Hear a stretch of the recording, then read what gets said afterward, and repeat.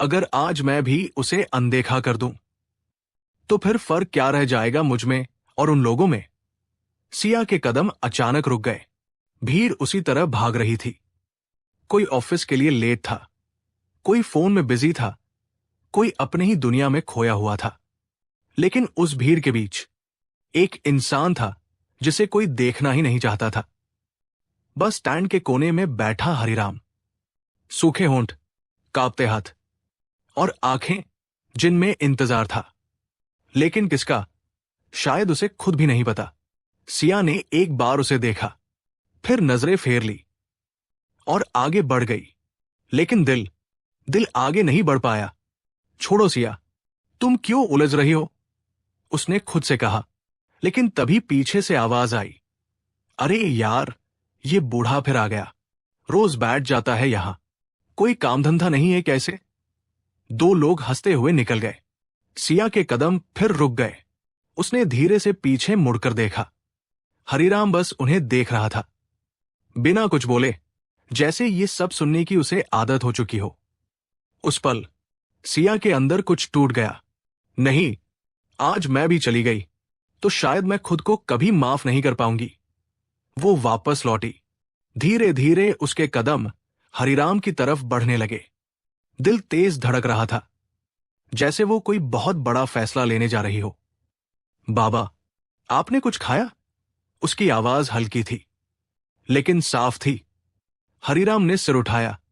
कुछ सेकंड तक वो बस उसे देखता रहा, जैसे यकीन ही नहीं हो रहा हो कि कोई उससे बात कर रहा है। तुम मुझसे बात कर रही हो? उसकी आवाज कांप रही थी। सिया की आंखें भर आई। हाँ बाबा, आपसे ही। कुछ सेकंड की खामोशी, फिर हरिराम की आंखों में नमी आ गई। नहीं बिटिया, आज कुछ नहीं खाया। सिया ने बिना कुछ कहे अपना टिफिन खोला और उसके सामने रख दिया। ये खा लीजिए। हरिराम के हाथ कांप रहे थे, लेकिन उसने खाना लिया। पहला कौर जैसे ही उसने मुंह में डाला, उसकी आंखों से आंसू निकल पड़े। इतने दिन बाद किसी ने अपने हाथ से दिया है। सिया कुछ नहीं बोली, लेकिन उसके अंदर तूफान चल रहा था। अगले दिन सिया फिर उसी रास्ते से गुजरी। दिल में एक अजीब सी बेचैनी थी। पता नहीं बाबा मिले या नहीं। जैसे ही उसकी नजर उस कोने पर पड़ी, वो रुक गई। हरिराम वही था, लेकिन आज उसकी आंखों में हल्की सी चमक थी, जैसे वो किसी का इंतजार कर रहा हो। और जैसे ही उसने सिया को देखा, उसके चेहरे पर मुस्कान आ गई। आ गई बिटिया। सिया के चेहरे पर भी मुस्कान आ गई। हाँ बाबा, आज चाय भी लाई हूं। वो उसके पास बैठ गई। पहली बार किसी ने उसके पास बैठकर बात की थी, न कि खड़े होकर, जैसे कोई एहसान कर रहा हो। दिन गुजरते गए और ये रोज का सिलसिला बन गया। लोग अब नोटिस करने लगे थे, ये लड़की रोज आती है इसके पास। आजकल के जमाने में भी ऐसे लोग होते हैं क्या? कुछ लोग तारीफ करते, कुछ मजाक उड़ाते, लेकिन सिया को अब फर्क नहीं पड़ता था। एक दिन सिया ने धीरे से पूछा, बाबा, आपका कोई नहीं है क्या? हरिराम कुछ पल चुप रहा। उसकी आंखें कहीं दूर देखने लगी। था, उसने धीरे से कहा, एक बेटा था। सिया ध्यान से सुनने लगी। बहुत प्यार से पाला था, खुद भूखा रहा, लेकिन उसे कभी कमी नहीं होने दी। उसकी आवाज भारी हो रही थी। उसे पढ़ाया, बड़ा आदमी बनाया। कुछ सेकंड की खामोशी, फिर उसने धीरे से कहा, और जब वो बड़ा आदमी बन गया तो उसे मैं छोटा लगने लगा। सिया का दिल जोर से धड़का। मतलब? हरिराम की आंखों से आंसू गिर पड़े। उसने मुझे घर से निकाल दिया। सिया के हाथ सुन्न हो गए। ऐसा कैसे कर सकता है कोई? हरिराम हल्का सा मुस्कुराया। जब अपने बदलते हैं ना बेटिया, तो सवाल नहीं होते, बस दर्द होता है।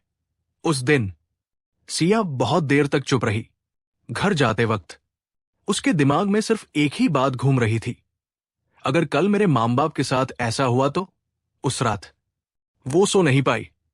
अगली सुबह उसने एक फैसला लिया जो उसकी जिंदगी बदलने वाला था।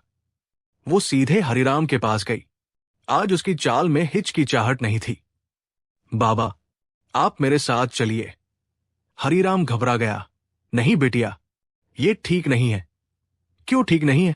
लोग क्या कहेंगे? सिया की आंखों में पहली बार गुस्सा था। जब आपको घर से निकाला गया था तब लोगों ने क्या कहा था? हरीराम चुप हो गया। घर का दरवाजा खुला। सिया की मां सामने खड़ी थी। इतनी देर, और ये उनकी नजर जैसे ही हरीराम पर पड़ी, वो चौंक गई। ये कौन है? कुछ सेकंड की खामोशी, लेकिन सिया ने बिना रुके जवाब दिया, मां, ये अब हमारे साथ रहेंगे। जैसे ही ये शब्द निकले, घर का माहौल बदल गया। क्या मतलब? हमारे साथ रहेंगे? मां की आवाज तेज हो गई। तुम जानती भी हो ये कौन है? सिया ने शांत रहते हुए कहा, हां, ये इंसान है। उसी समय सिया के पिता भी कमरे में आ गए। क्या हो रहा है यहां? मां ने तुरंत कहा, देखिए अपनी बेटी को। सड़क से किसी को भी उठाकर घर ले आई है। पिता ने हरिराम को देखा, फिर सिया को। बेटा, ये सही नहीं है। सिया की आंखों में आंसू आ गए, लेकिन आवाज नहीं टूटी। पापा, अगर आज ये आपके साथ होता तो क्या मैं भी आपको ऐसे ही छोड़ देती? कमरे में सन्नाटा छा गया। पिता चुप हो गए। मां अब भी नाराज थी। ठीक है, मान लिया तुम सही हो, लेकिन लोग क्या कहेंगे? सिया ने तुरंत जवाब दिया, जब हम गलत काम करते हैं तब हमें लोगों की चिंता नहीं होती, तो सही काम करते वक्त क्यों होनी चाहिए? कुछ सेकंड, फिर पिता ने गहरी सांस ली। ठीक है।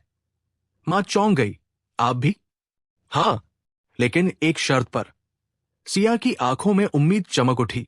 क्या? अगर कभी हमें लगे कि ये सही नहीं है तो हमें फैसला लेने का हक होगा।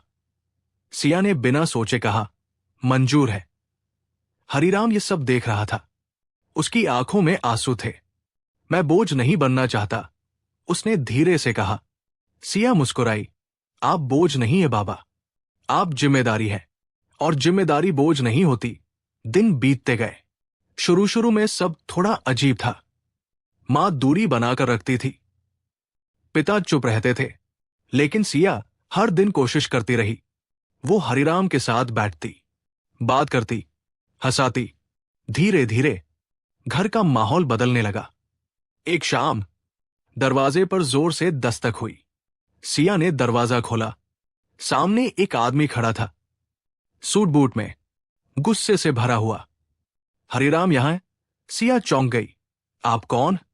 उस आदमी ने अंदर झांका, और जैसे ही उसकी नजर हरिराम पर पड़ी, उसकी आवाज गूंज उठी, पिताजी, आप यहां क्या कर रहे थे?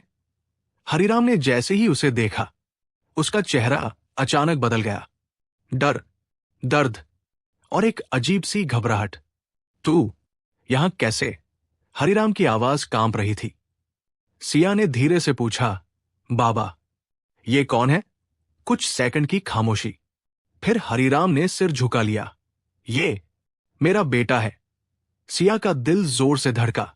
वो उसी इंसान को देख रही थी जिसने अपने पिता को सड़क पर छोड़ दिया था। आपको शर्म नहीं आई? सिया खुद को रोक नहीं पाई। आपने इन्हें घर से निकाल दिया और आज यहां ढूंढते हुए आ गए? वो आदमी गुस्से में था। देखिए, ये हमारे परिवार का मामला है, आप बीच में मत पड़िए। सिया की आवाज और मजबूत हो गई। जब आपने इन्हें घर से निकाला था तब ये भी आपका मामला था, लेकिन तब आपने इंसानियत नहीं दिखाई। सिया के पिता बीच में आए। शांत हो जाओ सब लोग, पहले बात समझते हैं। उन्होंने उस आदमी से पूछा, आप यहां क्यों आए हैं? उसने गहरी सांस ली। मैं अपने पिताजी को लेने आया हूं। घर में फिर सन्नाटा। सिया ने तुरंत हरिराम की तरफ देखा। उसकी आंखों में डर साफ था। मैं नहीं जाऊंगा, हरिराम ने धीरे से कहा। उसका बेटा चौंक गया। क्यों नहीं जाएंगे? वो आपका घर है। हरिराम की आवाज पहली बार थोड़ी मजबूत हुई। घर? घर वो होता है जहां इज्जत मिले। कुछ सेकंड के लिए सब चुप हो गए। फिर बेटे ने धीरे से कहा, ठीक है, मानता हूं मुझसे गलती हुई। सिया ने शक भरी नजर से उसे देखा। गलती? उसने पूछा। हां, लेकिन अब मैं सुधारना चाहता हूं। पिताजी को वापस ले जाना चाहता हूं। सिया के अंदर गुस्सा फूट पड़ा। शर्म आनी चाहिए आपको। आपको अपने पिता नहीं, उनकी संपत्ति चाहिए। हरिराम की आंखों से आंसू बहने लगे। अब उसे सब समझ आ गया था। बेटा घुटनों पर बैठ गया। पिताजी प्लीज, एक बार साइन कर दीजिए, फिर आप जहां चाहे रहिए। ये सुनकर हरिराम टूट गया। एक तरफ बेटा जो सिर्फ स्वार्थ के लिए आया था, और दूसरी तरफ वो लोग जिन्होंने बिना किसी मतलब के अपनाया। उसके दिल को फटकारती हुई आवाज आई, मैं साइन नहीं करूंगा। उसकी आवाज धीमी थी, लेकिन साफ थी। कमरे में जैसे सब कुछ रुक गया। क्या? बेटा चौंक गया। पिताजी, ये आप क्या कह रहे हैं? हरिराम ने उसकी आंखों में देखते हुए कहा, जिस दिन तूने मुझे घर से निकाला था, उस दिन मैंने सब कुछ खो दिया था। आज मैंने फिर से सब कुछ पा लिया है। बेटा गुस्से में आ गया। ठीक है, मत करिए साइन, फिर कभी मत आना मेरे पास। घर में खामोशी छा गई। सिया की आंखों में आंसू थे, लेकिन इस बार ये दुख के नहीं, गर्व के थे। वो धीरे से हरिराम के पास आई। बाबा, आपने सही फैसला लिया। हरिराम मुस्कुराया। नहीं बिटिया, मैंने देर से सही फैसला लिया। दिन बीतते गए। अब हरिराम उस घर का हिस्सा बन चुका था। सुबह चाय बनाना, सिया को आशीर्वाद देना, पिता के साथ अखबार पढ़ना। घर में एक नई खुशी आ गई थी। एक दिन सिया ने पूछा, बाबा, आपको अपने बेटे की याद नहीं आती? हरिराम ने हल्की मुस्कान के साथ कहा, याद आती है, लेकिन अब दर्द नहीं होता, क्योंकि अब मुझे समझ आ गया है। हर रिश्ता निभाने के लिए नहीं होता, कुछ रिश्ते हमें सिखाने के लिए होते हैं। कैमरा धीरे धीरे जूम आउट होता है। घर के अंदर हंसी की आवाजें आ रही है, और बाहर वही भीड़ भाड़ वाली दुनिया है, जहां लोग आज भी भाग रहे हैं। लेकिन शायद अब उस भीड़ में कोई सिया भी होगी, जो रुककर किसी हरिराम की जिंदगी बदल देगा।